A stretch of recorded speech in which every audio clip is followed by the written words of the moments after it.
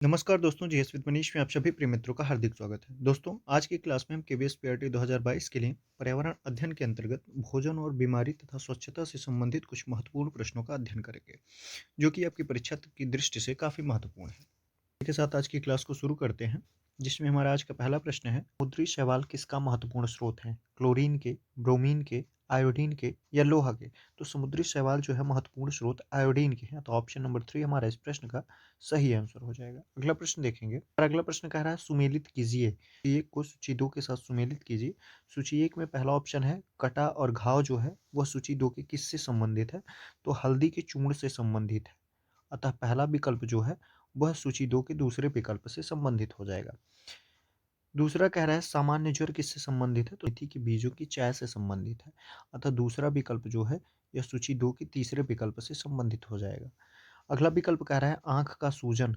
तो आँख का सूजन किससे संबंधित है? तो आँख का सूजन ताजे धनिया के बीज से संबंधित है। अतः तीसरा विकल्प जो है यह दूसरी सूची के पहले विकल्प से संबंधित हो जाएगा।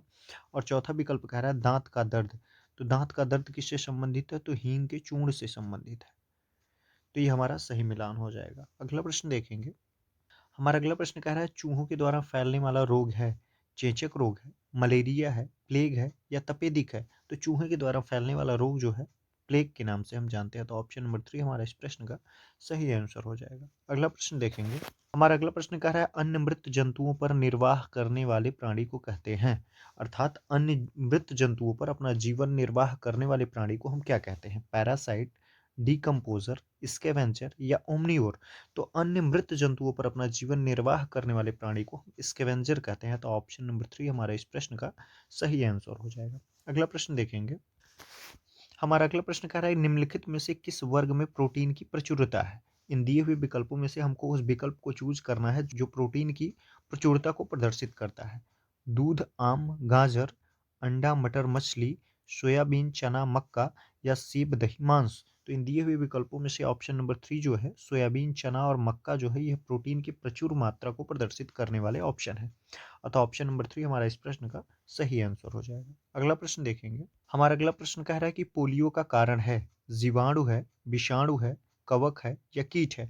तो पोलियो का जो कारण है यह विषाणु है। अतः ऑप्शन नंबर 2 हमारा इस प्रश्न का सही आंसर हो जाएगा। अगला प्रश्न देखेंगे। अगला प्रश्न कह रहा है जल जनित रोग है, अर्थात जल से होने वाला कौन सा रोग है? इन दिए हुए विकल्पों में से अतिसार, छोटी माता, रक्ताल्पता या मस्तिष्क ज्वर? तो इन दिए हुए विकल्पों में से अतिसार जो है यह जल जनित रोग है। अतः ऑप्शन नंबर 1 हमारा इस प्रश्न का सही आंसर हो जाएगा। अगला प्रश्न देखेंगे। हमारा अगला प्रश्न कह रहा है प्रोटीन का सर्वोत्कृष्ट स्रोत है दूध, मांस, सोयाबीन या अंडा? तो इन दिए हुए विकल्पों में से ऑप्शन नंबर 3 हमारा बिल्कुल सही आंसर हो जाएगा जो प्रोटीन का सर्वोत्कृष्ट स्रोत है। अगला प्रश्न देखेंगे। हमारा अगला प्रश्न कह रहा है डेंगू रोग का वाहक है इंडीज मच्छर, क्यूलैक्स मच्छर, घरेलू मक्खी या एनोफिलीज मच्छर? तो डेंगू रोग का जो वाहक है अर्थात जिसके कारण डेंगू रोग होता है वह इंडीज मच्छर है। तो ऑप्शन नंबर 1 हमारा इस प्रश्न का सही आंसर हो जाएगा। अगला प्रश्न देखेंगे। हमारा अगला प्रश्न कह रहा है पल्स पोलियो कार्यक्रम का उद्देश्य है पोलियो का उपचार करना, पोलियो से उत्पन्न लकवा को रोकना या पोलियो का संपूर्ण उन्मूलन करना या फिर उपरोक्त सभी? तो पल्स पोलियो कार्यक्रम का मुख्य उद्देश्य पोलियो का संपूर्ण उन्मूलन करना है। तो ऑप्शन नंबर 3 हमारा इस प्रश्न का सही आंसर हो जाएगा। अगला प्रश्न देखेंगे। हमारा अगला प्रश्न कह रहा है निम्नलिखित में से खाद्य पदार्थों के उस समूह को चुनिए जिसके प्रत्येक सदस्य में लौह तत्व प्रचुर मात्रा में होता है। पहला ऑप्शन कह रहा है आंवला, पालक, गुड़। दूसरा ऑप्शन कह रहा है आंवला, बंद गोभी, टमाटर। तीसरा ऑप्शन कह रहा है बंद गोभी, आंवला, पालक। और चौथा ऑप्शन कह रहा है गुड़, आंवला, टमाटर। तो हमारा ऑप्शन नंबर 1 सही हो जाएगा। आंवला, पालक, गुड़ जो है यह लौह मात्रा का एक प्रचुर स्रोत है। तो ऑप्शन नंबर 1 हमारा इस प्रश्न का सही आंसर हो जाएगा। अगला प्रश्न देखेंगे। हमारा अगला प्रश्न कह रहा है कॉलम 1 का कॉलम 2 से मिलान कीजिए। ठीक है, कॉलम 1 में दिए हुए कुछ स्थान हैं तथा कॉलम 2 में इनसे संबंधित खाद्य पदार्थों का वर्णन किया गया है। कॉलम 1 का कॉलम 2 से हमको मिलान करना है कि किस स्थान पर कौन सा खाद्य पदार्थ प्रचलित है। पहला ऑप्शन कह रहा है कॉलम 1 में हांगकांग। तो हांगकांग में क्या प्रसिद्ध है? तो हांगकांग में पकाया हुआ सांप जो है यह प्रसिद्ध है, जिसे हम लिंगहू फेन नाम से जानते हैं। एक प्रकार का सांपों का बना हुआ व्यंजन है जो हांगकांग में खाद्य पदार्थ के रूप में काफ़ी प्रसिद्ध है। दूसरा विकल्प कह रहा है केरल। तो केरल में क्या खाने के लिए प्रसिद्ध है? तो केरल में प्रसिद्ध है किसी करी के साथ उबला टैपियोका। अतः जो केरल है इससे संबंधित हो जाएगा किसी करी के साथ उबला हुआ टैपियोका। तीसरा ऑप्शन कह रहा है कश्मीर, तो कश्मीर का किससे संबंध है? तो कश्मीर का संबंध है सरसों के तेल में बनी मछली से।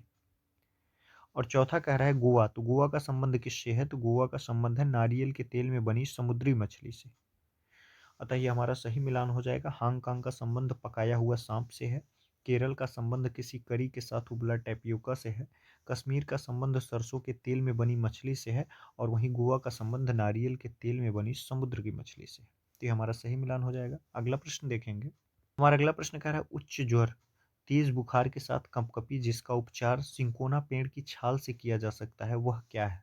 अर्थात जो है यह किस बीमारी से संबंधित है? चिकनगुनिया से, डेंगू से, मियादी बुखार से या मलेरिया से? तो ये जो लक्षण बताए गए हैं ये मलेरिया के हैं, तो ऑप्शन नंबर 4 हमारे इस प्रश्न का सही आंसर हो जाएगा। अगला प्रश्न देखेंगे। प्रश्न कह रहा है कांच के जार तथा बोतलों को उनमें अचार भरने से पूर्व धूप में अच्छे से सुखाया जाता है, ऐसा क्यों किया जाता है? अचार को स्वादिष्ट बनाने के लिए ऐसा किया जाता है, उनके तापमान में वृद्धि करने के लिए ऐसा किया जाता है, उनमें से धूल को हटाने के लिए ऐसा किया जाता है, या फिर नमी को पूर्णतः हटाने के लिए किया जाता है। तो कांच के जार तथा बोतलों को उनमें अचार भरने से पूर्व धूप में अच्छे से सुखाया जाना जो है, यह नमी को पूर्णतः हटाने के लिए किया जाता है, यह क्रियाविधि। अतः ऑप्शन नंबर 4 हमारे इस प्रश्न का सही आंसर हो जाएगा। अगला प्रश्न देखेंगे। कह रहा मच्छरों के प्रजनन की रोकथाम के लिए ठहरे पानी पर तेल डालने की सलाह दी जाती है, ऐसा इसलिए क्योंकि मच्छर तेल की परत में फंस जाते हैं। दूसरा ऑप्शन कह रहा है तेल ऑक्सीजन की आपूर्ति को काट देता है जिसमें मच्छरों का प्रजनन थम जाता है। मच्छरों को तेल द्वारा विकर्षित किया जाता है। और चौथा ऑप्शन कह रहा है मच्छर तेल द्वारा मर जाते हैं। तो इन दिए हुए विकल्पों में से हमारा विकल्प नंबर 2 जो है इस प्रश्न का सही आंसर हो जाएगा कि तेल ऑक्सीजन की आपूर्ति को काट देता है जिसमें मच्छरों का प्रजनन थम जाता है। अतः ऑप्शन नंबर 2 हमारा इस प्रश्न का सही आंसर हो जाएगा। अगला प्रश्न देखेंगे। अगला प्रश्न कह रहा है खाद्य संरक्षण के लिए निम्नलिखित में से कौन सा जोड़ा ठीक नहीं है? आलू का चिप्स बना के खाद्य संरक्षण करना, दूध का पनीर बनाना, सेब का जैम बनाना या कच्चे आम का अचार बनाना। तो आलू को चिप्स बना करके हम संरक्षित कर सकते हैं, दूध को पनीर बना के हम ज़्यादा दिन तक संरक्षित नहीं कर सकते हैं। अतः ऑप्शन नंबर 2 हमारा इस प्रश्न का सही आंसर हो जाएगा। सेब का जैम बना करके संरक्षण किया जा सकता है और कच्चे आम का अचार बनाकर संरक्षण किया जाता है। तो इस प्रश्न का सही आंसर हमारा दूध का पनीर बना के ज़्यादा समय तक हम संरक्षण नहीं कर सकते हैं, यह सही आंसर हो जाएगा। अगला प्रश्न देखेंगे। हमारा अगला प्रश्न कह रहा है निम्नलिखित में से कौन बीज नहीं है? गेहूँ, काली मिर्च, साबूदाना या सौंफ? तो इन दिए हुए विकल्पों में से साबूदाना जो है यह बीज नहीं है। अतः ऑप्शन नंबर 3 हमारा इस प्रश्न का सही आंसर हो जाएगा। अगला प्रश्न देखेंगे। अगला प्रश्न कह रहा है बच्चों के द्वारा सब्जी बाजार से इकट्ठी की गई निम्नलिखित सामग्री में से उन्हें पहचानिए जिनके भीतर बीज होते हैं। इन दिए हुए सब्जी के नामों में से हमको उन सब्जी के नाम को अलग करना है जिसमें बीज पाए जाते हैं। तो आलू में बीज नहीं पाया जाता है, इसको काट दीजिए। टमाटर में बीज पाया जाता है, नाशपाती में बीज पाया जाता है, चीकू में बीज पाया जाता है, भिंडी में बीज पाया जाता है, करेला में बीज पाया जाता है, प्याज में बीज नहीं पाया जाता है और खीरा में बीज पाया जाता है। इन दिए हुए विकल्पों में से आलू और प्याज जिसमें नहीं है वही हमारा सही आंसर हो जाएगा। तो ऑप्शन नंबर 3 हमारा इस प्रश्न का सही आंसर हो जाएगा कि टमाटर, नाशपाती, चीकू, भिंडी, करेला, खीरा में बीज पाए जाते हैं। अगला प्रश्न देखेंगे। हमारा अगला प्रश्न कह रहा है रीना आम पसंद करती है, वह इन्हें जाड़े के लिए संरक्षित करना चाहती है, इसलिए निम्नलिखित में से कौन सा तरीका संरक्षण के लिए सर्वाधिक उपयुक्त है? रेफ्रिजरेटर में संचित करना, अचार और आम पापड़ बनाना, जूस तैयार करना और वायुरोधी डिब्बे में संचित करना या फिर प्लास्टिक के थैले में रखना। तो इन दिए हुए विकल्पों में से आम का संरक्षण करना जो सही उपाय है वह अचार और आम का पापड़ बनाना। तो ऑप्शन नंबर 2 हमारे इस प्रश्न का सही आंसर हो जाएगा। अगला प्रश्न देखेंगे। हमारा प्रश्न कह रहा है इस पौधे में पत्तियां हैं जिन्हें सब्जी की तरह प्रयोग में लाया जाता है, इसके बीजों से तेल प्राप्त किया जाता है, यह पौधा कौन सा है? यह किसी पौधे के बारे में बता रहा है कि इसकी पत्तियां हैं पौधे में और इसके बीज से हम तेल प्राप्त करते हैं। किस प्रकार के पौधे की विशेषता बता रहा है? सरसों, पालक, नारियल या बंद गोभी? तो दिए हुए विकल्प में से हमारा ऑप्शन नंबर 1 सही हो जाएगा कि सरसों की जो पत्तियां होती हैं उनको हम सब्जी के रूप में, साग के रूप में इस्तेमाल करते हैं और इसका जो बीज होता है इससे हम तेल प्राप्त करते हैं। तो ऑप्शन नंबर 1 हमारा इस प्रश्न का सही आंसर हो जाएगा। अगला प्रश्न देखेंगे। हमारा अगला प्रश्न कह रहा है निम्नलिखित समूहों में से उस समूह को चुनिए जिसमें खाना पकाने के तरीके दिए गए हैं। पहला ऑप्शन कह रहा है तल कर, भिगो कर, भून कर। दूसरा ऑप्शन कह रहा है सेंक कर, तल कर, भून कर। तीसरा ऑप्शन कह रहा है उबाल कर, गूंथ कर, भून कर। और चौथा ऑप्शन कह रहा है सेंक कर, उबाल कर, बेल कर। तो इन दिए हुए विकल्पों में से ऑप्शन नंबर 2 हमारा सही हो जाएगा। सेंक कर, तल कर, भून कर, ये जो तरीका है यह खाना पकाने का तरीका है। तो ऑप्शन नंबर 2 इस प्रश्न का सही आंसर हो जाएगा। अगला प्रश्न देखेंगे। हमारा अगला प्रश्न कह रहा है कोई डॉक्टर एक मरीज को खाने के लिए कुछ दवाइयाँ लिखता है और साथ ही गुड़, आंवला और हरी पत्तेदार सब्जियां जरूर खाने का सुझाव देता है। यह मरीज किस रोग से पीड़ित होना चाहिए? डॉक्टर द्वारा खाने के लिए गुड़, आंवला और हरी पत्तेदार सब्जियां जरूर खाने का सुझाव दिया जाता है। तो यह मरीज किस रोग से पीड़ित होता है जिसके कारण डॉक्टर द्वारा ये चीज़ खाने के लिए सुझाव दिए जाते हैं? तो वह मरीज मलेरिया का हो सकता है, एनीमिया का हो सकता है, बुखार का हो सकता है या फिर मियादी बुखार का हो सकता है। तो गुड़, आंवला और हरी पत्तेदार सब्जियां खाने के लिए डॉक्टर जो सुझाव देता है, यह आयरन की कमी के कारण उसे सुझाव देता है, जो एनीमिया रोग का कारण होता है। अतः ऑप्शन नंबर 2 हमारे इस प्रश्न का सही आंसर हो जाएगा कि जो पीड़ित है वह एनीमिया से पीड़ित है। अगला प्रश्न देखेंगे। हमारा अगला प्रश्न कह रहा है यदि आप रेलगाड़ी द्वारा अहमदाबाद, गुजरात जाएं तो आपको रेलवे स्टेशन पर अधिकतर बेचने वाले खाने की कौन सी चीज़ें बेचते मिलेंगे? ढोकला चटनी, नींबू वाले चावल, छोले भटूरे तथा लस्सी, इडली चटनी तथा वड़ा चटनी, पूरी साग तथा ठंडा दूध। तो इन दिए हुए विकल्पों में से यदि आप अहमदाबाद, गुजरात जाएं तो आपको रेलवे स्टेशन पर अधिकतर बेचने वाले जो मिलेंगे वो ढोकला चटनी और नींबू वाले चावल बेचते हुए मिलेंगे। अतः ऑप्शन नंबर 1 हमारे इस प्रश्न का सही आंसर हो जाएगा। अगला प्रश्न देखेंगे। हमारा अगला प्रश्न कह रहा है निम्नलिखित में से भोजन पकाने का कौन सा तरीका अच्छा है? सब्जियों को अच्छी तरह से धोना और काटना। दूसरा विकल्प कह रहा है सब्जियों को काटना और अब उन्हें चलते पानी में धोना। तीसरा विकल्प कह रहा है सब्जियों को काटने और पकाने से पहले उन्हें कुछ समय के लिए धूप में रखना। और चौथा विकल्प कह रहा है बैक्टीरिया नष्ट करने के लिए सब्जियों को गहरे तलते हुए पकना। तो इन दिए हुए विकल्पों में से ऑप्शन नंबर 1 सही हो जाएगा कि सब्जियों को अच्छी तरह से धोना और काटना जो है यह भोजन पकाने का अच्छा तरीका है, क्योंकि सब्जियों को काटने से पहले ही धो लेना चाहिए।